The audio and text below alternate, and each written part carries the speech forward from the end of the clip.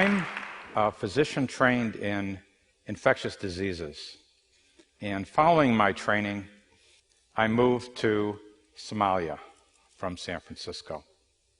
And my goodbye greeting from the chief of infectious diseases at San Francisco General was, "Gary, this is the biggest mistake you'll ever make." But I landed in a refugee situation that had 1 million refugees in 40 camps, and there were 6 of us doctors. There were many epidemics there. My responsibilities were largely related to tuberculosis, and then we got struck by an epidemic of cholera. So it was the spread of tuberculosis and the spread of cholera that I was responsible for inhibiting. And in order to do this work, we, of course, because of the limitation in health workers, had to recruit refugees to be a specialized new category of health worker. Following 3 years of work in Somalia, I got picked up by the World Health Organization and got assigned to the epidemics of AIDS. My primary responsibility was Uganda, but also I worked in Rwanda and Burundi and Zaire, now Congo, Tanzania, Malawi, and several other countries. And my last assignment there was to run a unit called Intervention Development, which was responsible for designing interventions. After 10 years of working overseas, I was exhausted. I really had very little left. I had been traveling to one country after another. I was emotionally feeling very isolated. I wanted to come home. I'd seen a lot of death, in particular, epidemic death. And epidemic death has a different feel to it. It's full of panic and fear. And I'd heard the women wailing and crying in the desert. And I wanted to come home and take a break and maybe start over. I was not aware of any epidemic problems in America. In fact, I wasn't aware of any problems in America. In fact, seriously, and in fact, I would visit friends of mine, and I noticed that they had water that came right into their homes. How many of you have such a situation? And some of them, many of them actually had water that came into more than one room. And I noticed that they would move this little thermal regulatory device to change the temperature in their home by 1 degree or 2 degrees. And now I do that. But, and I really didn't know what I would do, but friends of mine began telling me about children shooting other children with guns. And I asked the question, what are you doing about it? What are you in America doing about it? And there were 2 essential explanations or ideas that were prevalent. And one was punishment. And this I had heard about before. I mean, we who had worked in behavior knew that punishment was something that was discussed, but also that it was highly overvalued. It was not a main driver of behavior, nor was it a main driver of behavior change. And besides that, it reminded me of ancient epidemics that were previously completely misunderstood because the science hadn't been there before. Epidemics of plague or typhus or leprosy, where the prevalent ideas were that there were bad people or bad humors or bad air. And widows were dragged around the moat, and dungeons were part of the solution. The other explanation, or in a way the solution suggested, is please fix all of these things. The schools, the community, the homes, the families, everything. And I'd heard this before as well. I'd called this the everything theory, or EOE, everything on earth. But we'd also realized in treating other processes and problems that sometimes you don't need to treat everything. And so the sense that I had was there was a giant gap here. The problem of violence was stuck.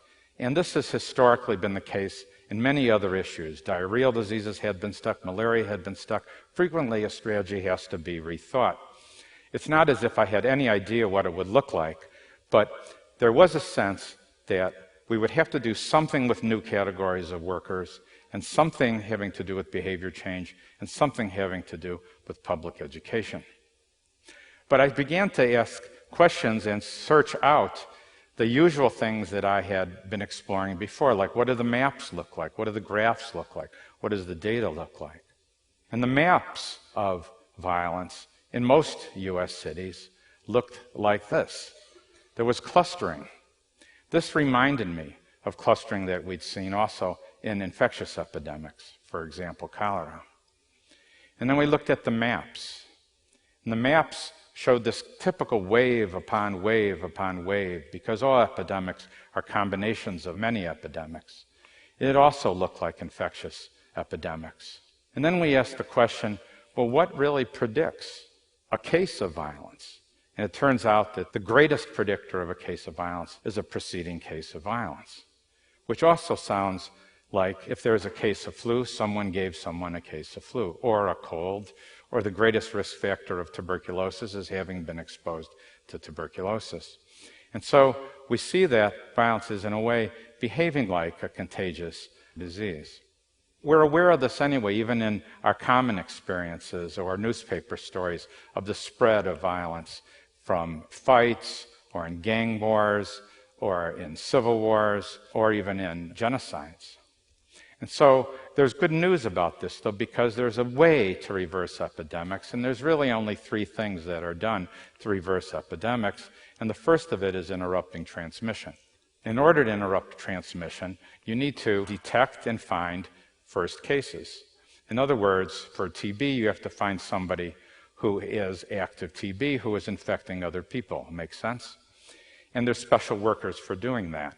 For this particular problem, we designed a new category of worker who, like a SARS worker or someone looking for bird flu, might find first cases. In this case, it's someone who's very angry because someone looked at his girlfriend or owes him money. And you can find workers and train them into these specialized categories.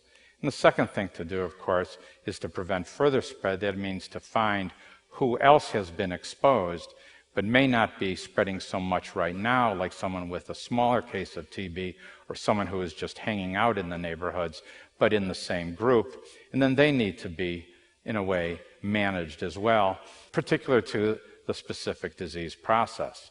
And then the third part is shifting the norms. And that means a whole bunch of community activities, remodeling, public education, and then you've got what you might call group immunity. And those combination of factors is how the AIDS epidemic in Uganda was very successfully reversed. And so what we decided to do in the year 2000 is kind of put this together in a way by hiring in new categories of workers, the first being violence interrupters. And then we would put all of this into place in one neighborhood in what was the worst police district in the United States at the time. So violence interrupters hired from the same group, credibility, trust, access, just like the health workers in Somalia, but designed for a different category, and trained in persuasion, cooling people down, buying time, reframing. And then another category of worker, the outreach workers, to keep people in a way on therapy for 6 to 24 months, just like TB, but the object is behavior change, and then a bunch of community activities for changing norms. Now, our first experiment of this resulted in a 67% drop in shootings and killings in the West Garfield neighborhood of Chicago. And this was a beautiful thing for the neighborhood itself, first 50 or 60 days, and then 90 days, and then there was, unfortunately, another shooting in another 90 days. And the moms were hanging out in the afternoon. They were using parks they weren't using before. The sun was out. Everybody was happy. But, of course, the funders said, wait a second, do it again. And so we had to then, fortunately, get the funds to repeat this experience. And this is one of the next 4 neighborhoods that had a 45% drop in shootings and killings. And since that time, this has been replicated 20 times. There have been independent evaluations supported by the Justice Department and by the CDC and performed by Johns Hopkins that have shown 30 to 50 and 40 to 70% reductions in shootings and killings using this new method. In fact, there have been 3 independent evaluations of this now. Now, we've gotten a lot of attention as a result of this, including being featured on the New York Times Sunday magazine cover story. The economists in 2009 said this is the approach that will come to prominence, and even a movie was made around our work. However, not so fast, because a lot of people did not agree with this way of going about it. We got a lot of criticism, a lot of opposition, and a lot of opponents. In other words, what do you mean health problem? What do you mean epidemic? What do you mean no bad guys? And there's whole industries designed for managing bad people. What do you mean hiring people who have backgrounds? You know, my business friends said, Gary, you're being criticized tremendously. You must be doing something right. And but my musician friends added the word dude. So anyway, additionally, there was still this problem, and we were getting highly criticized as well for not dealing with all of these other problems. Yet, we were able to manage malaria and reduce HIV and reduce diarrheal diseases in places with awful economies without healing the economy. So, what's actually happened is, although there is still some opposition, the movement is clearly growing. Many of the major cities in the U.S., including New York City and Baltimore and Kansas City, their health departments are running this now. Chicago and New Orleans, the health departments are having a very large role in this. This is being embraced more by law enforcement than it had been years ago. Trauma centers and hospitals are doing their part in stepping up, and the U.S. Conference of Mayors has endorsed not only the approach, but the specific model. Where there's really been uptake, even faster, is in the international environment, where there's a 55% drop in the first neighborhood in Puerto Rico, where interruptions are just beginning in Honduras, where the strategy has been applied in Kenya for the recent elections, and where there have been 500 interruptions in Iraq. So violence is responding as a disease, even as it behaves as a disease. So the theory, in a way, is kind of being validated by the treatment. And recently, the Institute of Medicine came out with a workshop report which went through some of the data, including the neuroscience, on how this problem is really transmitted. So I think this is good news because it allows us an opportunity to come out of the Middle Ages, which is where I feel this field has been.